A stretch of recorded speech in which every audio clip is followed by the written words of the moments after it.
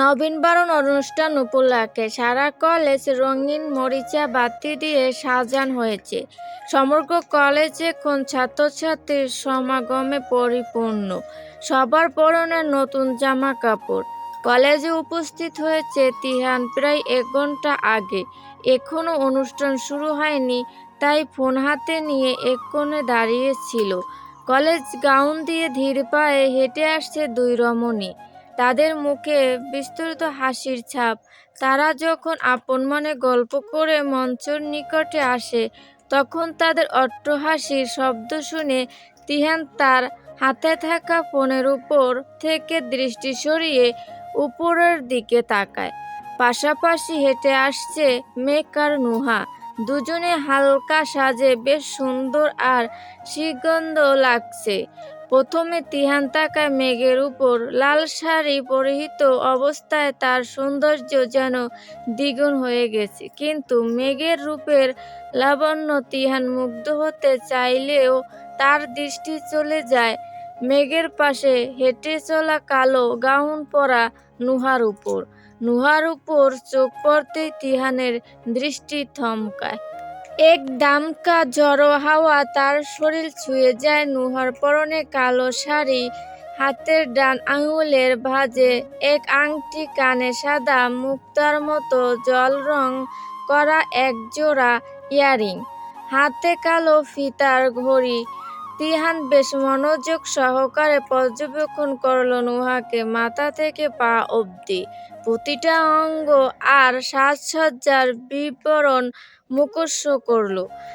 নুহার সৌন্দর্য আর রূপ কখনো আগে তিহানকে মুগ্ধ করেনি, কারণ সে এমন তীক্ষ্ণ দৃষ্টি আর বিশেষ আগ্রহ নিয়ে নুহাকে কখনো দেখেনি। প্রথম বৃষ্টির মধ্যে দেখা হয়েছিল তাদের, সেখান থেকে ঝগড়া শুরু হয়। এরপর শত মানমালিন্য আর রাগের উপর ভিত্তি করে তারা একে অপরের পরিচিত হয়। শুরু থেকে শত্রুর নজরে সে দেখত নুহাকে, কিন্তু আজ কি হলো তিহানের? নিজের শত্রুর প্রতি রাগ ঘৃণা সব ভুলে তা রূপের মোহে মত্ত হয়েছে সে। তবে কি কাল দুজনে একসাথে ড্যান্স করার জন্য এমন হয়েছে? তিহানের মনের করা প্রশ্নর কোনো উত্তর নাই তার নিজের কাছে। এখন সে বুদ্ধি হারিয়ে শুধু দূর থেকে নুহাকে দেখে যাচ্ছে। বেশ দীর্ঘ সময় পর নুহা আর মেঘ উপস্থিত হয় কলেজের গাউনে, ঠিক যেখানে তিহান দাঁড়িয়েছিল। নুহার চোখ মঞ্চ উপরে থাকলেও মেঘের চোখ যায় তিহানের উপর। তিহান যে হা করে তাকিয়ে বেশ কিছুক্ষণ ধরে নুহাকে দেখছে, চোখ যেন সরছে না নুহার উপর থেকে, তা মেঘ বুঝল। মেঘের ঠোঁটে দুষ্টু হাসি ফুটে উঠল। ধীর পায়ে এগিয়ে যায় মেঘ তিহানের কাছে, এরপর তার পাশে গিয়ে দাঁড়ায়। এখন অবধি তিহানের হুঁশ নাই। মেঘ ঠোঁট টিপে হাসে, এরপর মৃদু ধাক্কা দেয় হাত দিয়ে তিহানের শরীরে আর শয়তানি হাসি দিয়ে বলে, কি তিহান? এমন মনোযোগ সহকারে নুহার দিকে তাকিয়ে কি দেখছো? মুখ বন্ধ করে দেখ, না হলে কিন্তু মুখে মশা ঢুকে যাবে। নুহাকে কি দেখতে আজ সুন্দর লাগছে? তিহান মেঘের পাশে দাঁড়ান উপলব্ধি করতে পারল না সে এখন অন্য ঘরে রয়েছে। আশেপাশে তার খেয়াল নাই। তিহান আনমনে হেসে বলে উঠল, খুব সুন্দর লাগছে নুহাকে আজ। তিহানের কথা শুনে মেঘ মিটিমিটি করে হেসে বলে উঠে, ওহো তাই বুঝি তিহান? তা নুহার প্রেমে পড়ে গেলে না কি? তিহান এইবারও আনমনে বলে উঠল, হ্যাঁ। তিহানের মুখে প্রেম পড়ে যাওয়ার কথা শুনে মেঘ খিলখিল করে হেসে ওঠে। দূরে থাকা নুহাকে বেশ জোরে শব্দ করে ডাক দিয়ে বলে, নুহা দেখো, তোর মিস্টার শয়তান প্রথম দেখায় তোমার প্রেমে পড়ে গেছে। মেঘের ডাক শুনে নুহা পিছনে ফিরে তাকায়। দূরে থাকা তিহানের উপর নজর যায়। এতক্ষণ তিহানকে খেয়াল করেনি সে, কিন্তু এখন করে। আর মেঘের কথা কানে পৌঁছাতে সে সরাসরি তিহানের মুখের দিকে অবাক করা দৃষ্টিতে তাকিয়ে থাকে। এতক্ষণে হয়তো তিহানের হুঁশ ফিরল। সে আনমনে কি বলছে তা বুঝতে পারল। নুহার উপর চোখ পড়ে তিহানের। দুজনের চোখ মিলিত হয়। নুহার এমন অদ্ভুত দৃষ্টিতে তার দিকে তাকিয়ে থাকা আর মেঘের হাসির শব্দ শুনে তার বেশ লজ্জা লাগছে। নিজের মাথায় হাত দিয়ে বাড়ি দিয়ে তিহান বলে, তিহান তুই শেষ আজ। কি প্রয়োজন ছিল ওই নিচের জগরুটের দিকে তাকিয়ে থাকার? এখন নিশ্চয়ই ওই নুহা তোর সাথে ঝগড়া করবে।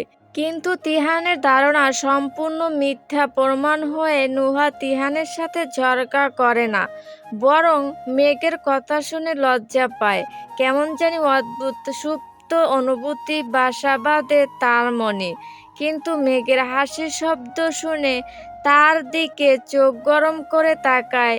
এরপর আবার যখন তিহানের উপর নজর যায় তখন মুখে লাজুক হাসি ফুটে ওঠে। মেঘ সব দেখছে আর মিটমিট করে হাসছে। মেঘ তিহানের পাশে থাকা অবস্থায় দুজনকে উদ্দেশ্য করে গুনগুন করে বেশ জোরে শুনিয়ে শুনিয়ে বলে, প্রেমে পড়েছে রে মন, প্রেমে পড়েছে। নুহার সাথে ঝগড়া করতে করতে তিহান তার প্রেমে পড়েছে। মেঘের দুষ্টু গান শুনে নুহা আর তিহান উভয়ই বেশ লজ্জা পায়। তিহান দ্রুত সে স্থান ত্যাগ করে আর নুহা তার দৃষ্টি নিচু করে আবার মঞ্চের দিকে তাকায়। কিন্তু মেঘ সারাক্ষণ নুহাকে বিরক্ত করে যায় তিহানের নাম নিয়ে। নুহা শেষে বাধ্য হয়ে মেঘের থেকে দূরে গিয়ে দাঁড়ায়। তবে মেঘের কথা মিথ্যা নয়, সত্যি কি তিহান তার প্রেমে পড়েছে? কিন্তু আবার তিহানের করা ঝগড়ার কথা মনে পড়তেই তার মনে হয় সে ভুল। তিহান তাকে ভালোবাসে না, তাছাড়া নুহাও ওই শয়তান লোকটার প্রেমে পড়বে না। অসম্ভব। ওই ঝড়গুটে তিহানের সাথে সারা জীবন থাকা নুহার সাথে সম্ভব নয়। নুহা তিহানের কথা আর ভাবে না, সে আবার অনুষ্ঠানের উপর মনোযোগ দেয়। দুপুর 12টা। আমেরিকায় এখন মধ্য দুপুর হলেও আকাশে সূর্যের আলোর দেখা মেলেনি। চারপাশ অন্ধকার কুয়াশায় ঢাকা। ক্ষুদ্র ক্ষুদ্র বরফখণ্ড আকাশ থেকে গড়িয়ে পড়ছে ধরণীর বুকে। রাত আর দিনের মধ্যে খুব বেশি তারতম্য লক্ষ্য করা যায় না। ইয়র্ক সিটির বিখ্যাত মেডিকেল কলেজে নবীনবরণ অনুষ্ঠানের আয়োজন করা হয়েছে। যদিও সময়ের স্বল্পতার কারণে এখন খুব বেশি জাঁকজমকপূর্ণ আয়োজন করা সম্ভব হয়নি, কিন্তু অনুষ্ঠানের দায়িত্ব যখন আদিয়ানের উপর পড়েছে তাই সাজসজ্জা যথেষ্ট সুন্দর করার চেষ্টা সে করেছে। কলেজের অধ্যক্ষ মহোদয় আর অন্যান্য শিক্ষকগণ বেশ প্রশংসা করল আদিয়ানের। সকল ছাত্রছাত্রী এখন হাতে ফুল নিয়ে এখন কলেজ গেটে অপেক্ষা করছে প্রধান অতিথিকে বরণ করার উদ্দেশ্যে। অনুষ্ঠানে প্রধান অতিথি একজন বাঙালি, উনি বাংলাদেশের নাগরিক। মেঘ হাতে ফুলের তোড়া নিয়ে দাঁড়িয়ে আছে আর তার পাশে উপস্থিত রয়েছে আদিয়ান। প্রথম অতিথি বাংলাদেশি শুনে মেঘের বেশ আগ্রহ জন্মায় তাকে দেখার। কলেজের ছাত্রছাত্রী সহ বেশ কয়েকজন শিক্ষক সেখানে উপস্থিত ছিল। আদিয়ানও কলেজ গেটের সামনে মেঘের পাশে দাঁড়ায়। প্রায় 5 মিনিট পর কলেজ গেটে পৌঁছায় প্রধান অতিথির গাড়ি। দীর্ঘ অপেক্ষার পর প্রধান অতিথির আগমনে সকলে খুব খুশি হয়। গাড়ির ডান পাশের দরজা খুলে বের হয়ে আসে এক সুদর্শন যুবক, যার বয়স সম্ভবত 23 বা 25 বছর হবে। পরনে লাল সাদা শার্ট আর কোট, চোখে কালো ফ্রেমের চশমা। গেইটে উপস্থিত সকলে প্রধান অতিথিকে দেখে হা করে তাকিয়ে থাকে। কি মারাত্মক সুন্দর দেখতে এই মানুষকে! সবাই মনে করেছিল যে প্রধান অতিথি হয়তো কোনো মধ্যবয়স্ক বা বৃদ্ধা ব্যক্তি হবে। শেষের সারিতে দাঁড়িয়ে মাথা উঁচু করে দূর থেকে দাঁড়িয়ে দেখল প্রধান অতিথিকে। আশেপাশে ছাত্রছাত্রীরা চিফ গেটের যা প্রশংসা করছে তা মিথ্যা নয়, বেশ গুড লুকিং আর হ্যান্ডসাম দেখতে ওনাকে। মেঘ আনমনে বলে ওঠে, কি কিলার লুক এই প্রধান অতিথির। প্রথম দেখা প্রেমে পড়ে যাওয়ার মতো এমন একজন সুদর্শন পুরুষ যদি আমার জামাই হতো। মেঘের প্রধান অতিথির দিকে তাকিয়ে মিনমিন করে বলে উঠল কথাটা। আদিয়ান মেঘের পাশে অবস্থান করায় সে মেঘের কথা শুনতে পায়। কুঁচকে রাগী দৃষ্টিতে তাকায় মেঘের দিকে আদিয়ান। মুগ্ধ চোখে মেঘকে চিফ গেস্টের দিকে তাকিয়ে থাকতে দেখে আদিয়ান রাগের পরিমাণ বাড়ল। সাহস কত বড়! পাশে সুদর্শন স্বামীকে রেখে অন্য পুরুষকে তার জামাই করার স্বপ্ন দেখে। কেন আদিয়ান কি দেখতে খারাপ? আদিয়ান নিজেও যথেষ্ট সুদর্শন, কিন্তু আজ অবধি মেঘ কখনো তার প্রশংসা করেনি, এমন মুগ্ধ হয়ে তার রূপে বিমোর হয়ে থাকেনি। আদিয়ানের রাগী দৃষ্টি মেঘ দেখল না। সে এখন পায়ে ভর দিয়ে মাথা উঁচু করে প্রধান অতিথিকে দেখতে ব্যস্ত। প্রথম সারির সকল ছাত্রী প্রধান অতিথিকে ফুলের শুভেচ্ছা দেয়। উনি সবার হাত থেকে ফুল নিয়ে তার পাশে থাকা অ্যাসিস্ট্যান্টকে দিয়ে দেয়। তার চোখ বারবার কাকে যেন খুঁজছে। সবার হাত থেকে ফুল নিয়ে যখন ধীর পায়ে হেঁটে যখন উনি এগিয়ে আসেন, তখন হঠাৎ মেঘকে দেখে থমকে যায়। এতক্ষণে বিরক্তি মাথা মুখে হাসির ঝলক ফুটে ওঠে। তার চোখ জোড়া দিয়ে পা থেকে মাথা অবধি মেঘকে পর্যবেক্ষণ করতে থাকে। কিছুক্ষণ মেঘের দিকে তাকিয়ে থেকে নিজে এগিয়ে যায় মেঘের কাছে। এরপর মেঘের সম্মুখে দাঁড়িয়ে হাত বাড়িয়ে দিয়ে বলে, ফুল দিয়ে শুভেচ্ছা জানাবে না আমায় আপনি? হঠাৎ প্রধান অতিথির হাত বাড়িয়ে তার হাত থেকে ফুল নিতে চাওয়ায় বেশ অবাক হয় মেঘ। তবুও সে মৃদু হেসে তার থাকা ফুল দেয়। মুচকি হাসি দিয়ে অতিথি তা গ্রহণ করে এবং তার হাতে রেখে দেয়।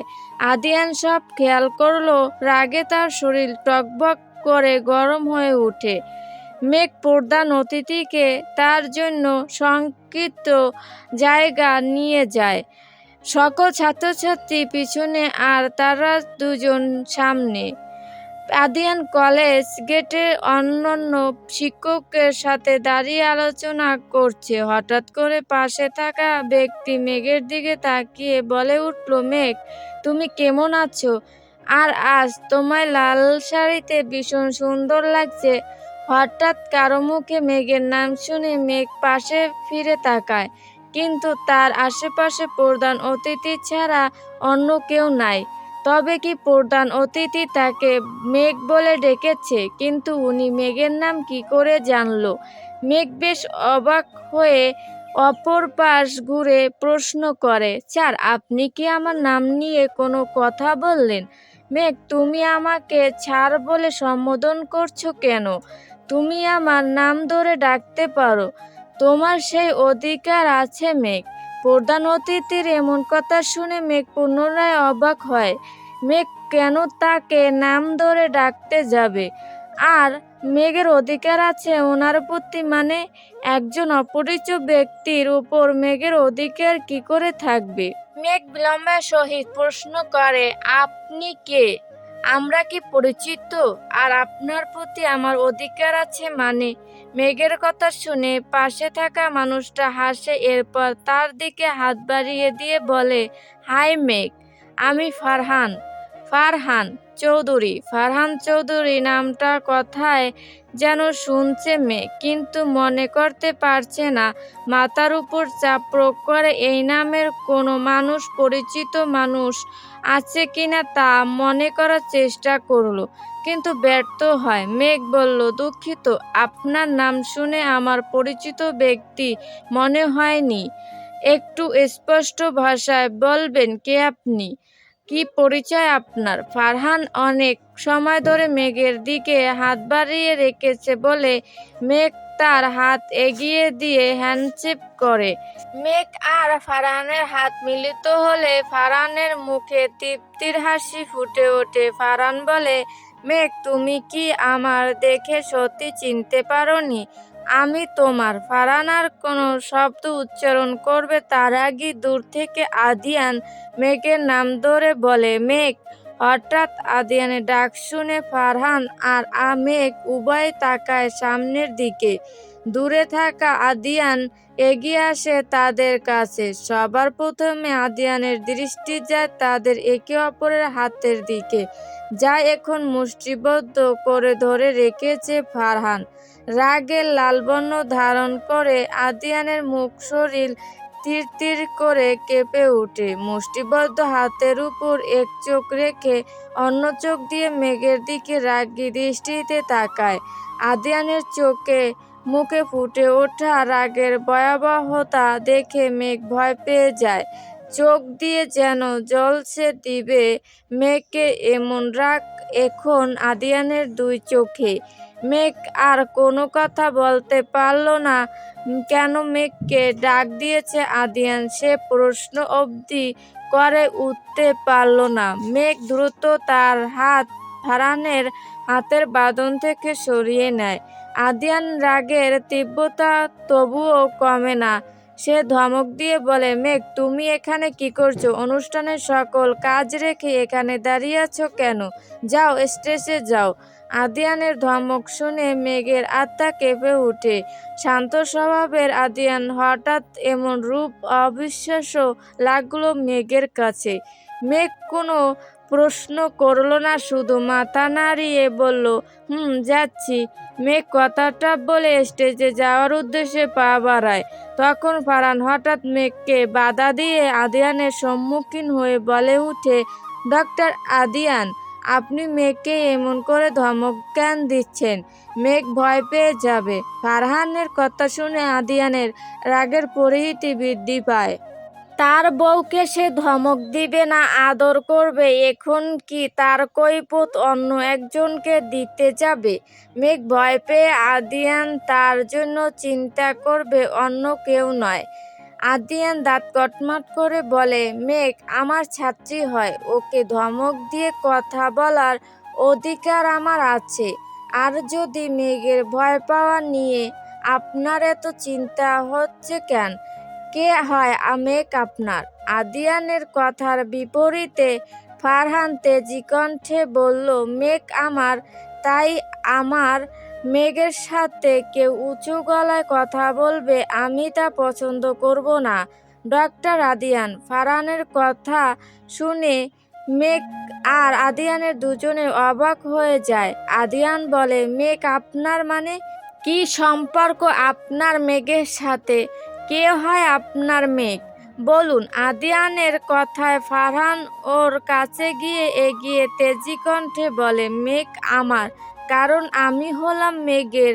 কাল বলবো কে এই ফারহান, কি সম্পর্ক মেঘ আর ওর, তা জানতে কালকের অপেক্ষা করুন।